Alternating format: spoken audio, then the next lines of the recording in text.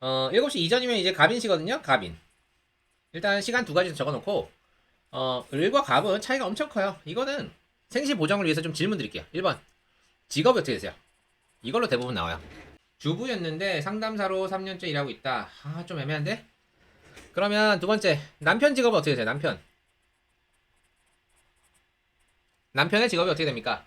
왜 이렇게 질문을 하냐면은 이 생시가 을묘시랑 갑인시는 인생의 말년 있죠? 이게 말년 시간이 말년을 담당하거든요. 말년이 엄청 달라요. 예, 그래서 질문을 통해서 이거를 확실하게 해주고 이제 사주를 풀어야 돼요. 전기공사. 그러면은 남편이 사업자신 거죠? 사업자. 사업자. 예, 어디 취직한 거 아니죠?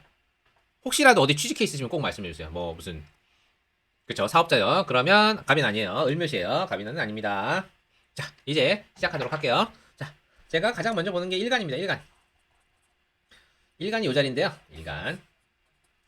일간이 무토예요. 무토.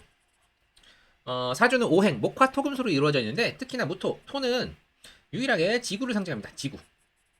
그 중에서 양간이 무토는 지구의 바깥쪽을 상징해요. 보통 뭐 산이나 이런 거 상징을 하는데 토는 그 자리에 가만히 있을 뿐이에요. 가만히 있을 뿐입니다. 가만히 있을 뿐인데 태양이 지구와 적절한 거리에 떨어져 있기 때문에 너무 가까우면 다 타버렸겠죠. 너무 멀면은 다 얼어버렸겠죠. 적절한 거리에 떨어져 있기 때문에 산에 이제 나무도 살고 물도 졸졸 흐르는 이렇게 생물이 살 수 있는 환경이 된 거예요. 근데 토는 그냥 가만히 있었을 뿐이죠. 네. 그래서 무토는 산에, 그러니까 내가 산이잖아요. 산에 나무가 있느냐 없느냐, 목이 있느냐 없느냐가 굉장히 중요하고요. 이 목이 있으면은 그거를 잘 키우려는 의지가 생겨요. 왜 의지가 생기냐면은 일단 인간이기 때문이죠. 인간이 토의 기운을 타고났어요. 그렇다고 인간이 아닌 건 아니잖아요. 그래서 인간인데 토의 기운을 타고나서 가만히 있으려고 하는데 이렇게 목이 나타나면 산에 간목은 이렇게 큰 나무고요. 을목은 이렇게 뿌리거나 아니면 이렇게 난초, 뭐 벼, 뭐 일회성, 그러니까 일년식물 뭐 이런 걸 나타내거든요. 이거를 잘 키워서 산을 아름답게 만들기를 원해요. 예.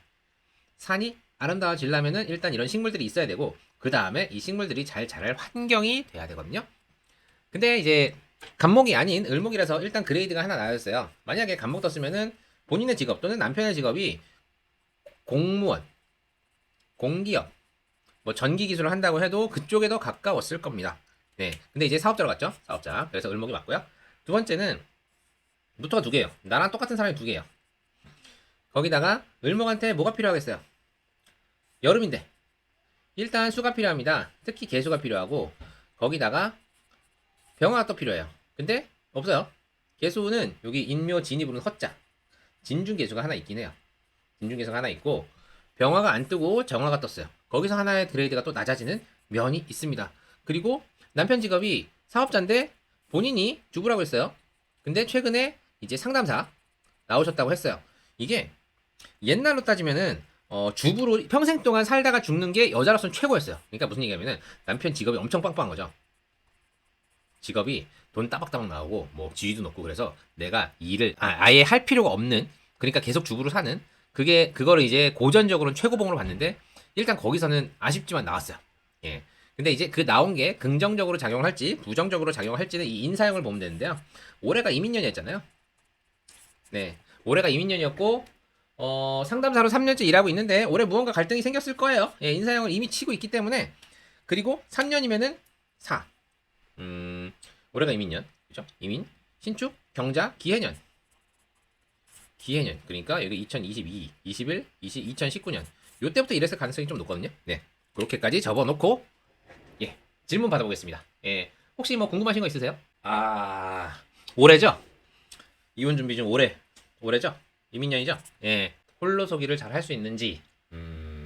자, 홀로서기. 자식 있으세요? 자식? 아들 하나? 누가 키우기로 했어요, 이거? 이거라고는 죄송해요. 장애 있으시고. 음, 본인이 키워요? 아니면 남편이 키우기로 한 거예요? 아직 정해지진 않았겠지만 본인 생각에는 어떻게 했으면 좋겠어요? 망설이는 이유. 그쵸. 예, 그게 제일 중요하죠. 어떻게 보면은, 본인이 키우기로 하셨고, 이거요. 다시 쓰고 말씀드릴게요. 되게 중요한 얘기라서. 물론 이게 뭐 실시간 라이브고 무료 상담이긴 하지만 이렇게 무거운 주제가 나오면 저도 질 수밖에 없습니다. 좀 다시 좀 적을게요. 대호수 좀 적을게요. 예. 아니 근데 뭐 일단 뭐 와주셔서 감사하고 예 그리고 이제 무료 사주라서 그리고 이제 직접 대변이 아니라서 분명히 한계는 있습니다. 한계는 있지만 제가 일단은 답변 드릴 수 있는 부분까지 드릴게요. 예. 본인의 행복 그죠? 이혼을 준비하는 게 여러 가지 이유가 있겠지만 이거는 뭐 이혼의 사유가 중요하진 않아요. 본인의 행복을 위해서라면 사실 아들을 안 키우는 게 맞아요. 아들을 감당하면은 되게 힘들 거예요.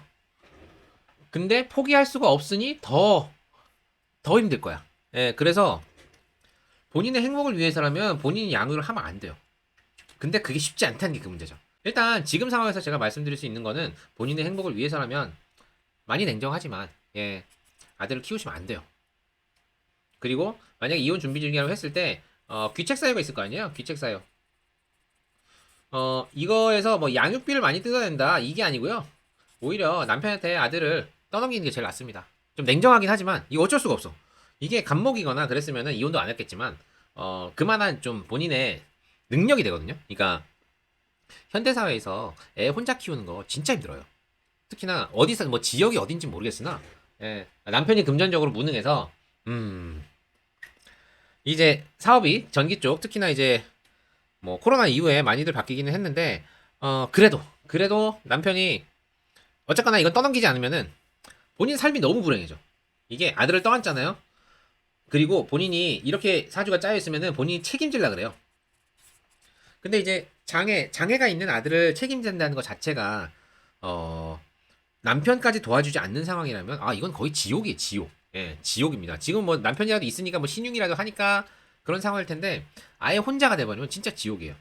그렇게 되면 결국에는 뭐 친정에 손 벌리거나 뭐 그 뭐냐 친정 엄마의 도움을 받거나 뭐 이런 식이 돼버리는데 아 그러니까 저는 이제 사주를 물어보신 분한테 이제 오리엔티드 돼가지고 그분의 행복을 위해서 말씀을 드리는 건데 정말 냉정하게 말씀드려서 아들 문제는 그냥 남편한테 떠넘기는 게 맞아요. 뭐 죽지 되든 밥이 되든 왜냐면 을묘가 떴잖아요. 무토는 산에 그러니까 이죠 산에 이 산이 있으면 큰 나무가 떠 있는 게 제일 좋아요. 큰 나무가 떠 있고 이 큰 나무를 잘 키우면 이 무토 자체가 인간 세상에 성공을 하는데 을목, 화초, 난초 이런 게 있으면은 잘 키워요. 잘 키우는데 인정을 못 받거든요.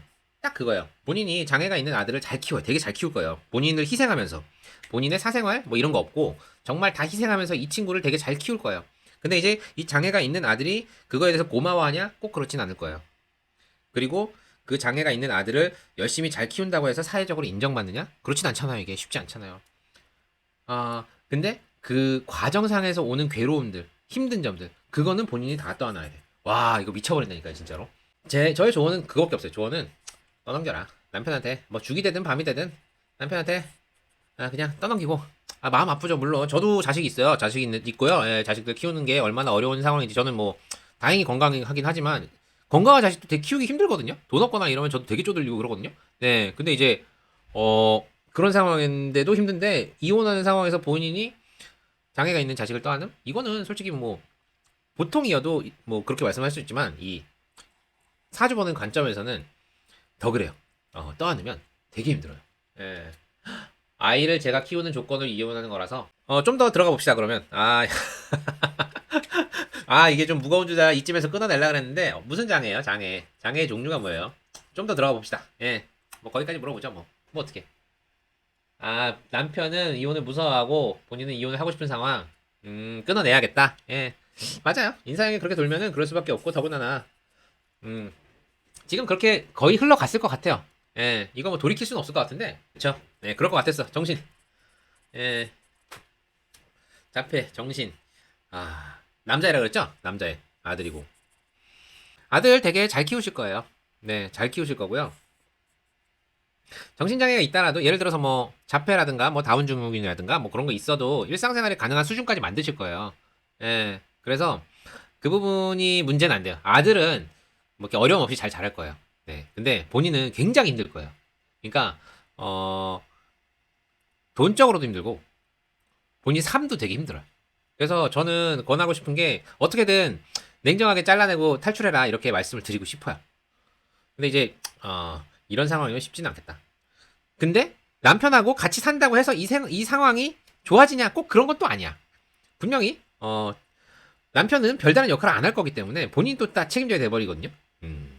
그래서 이혼을 하시는 건 맞는데 이 아들 문제, 이건 진짜 답답하다. 씨. 어쨌거나 제가 드릴 수 있는 말씀은, 예, 아들은 굉장히 잘 키우실 거고 아들은 행복할 거예요. 근데 그 와중에서 본인의 행복도 찾아가시길 바라는 마음이 있습니다. 아들은 굉장히 잘 자랄 거예요.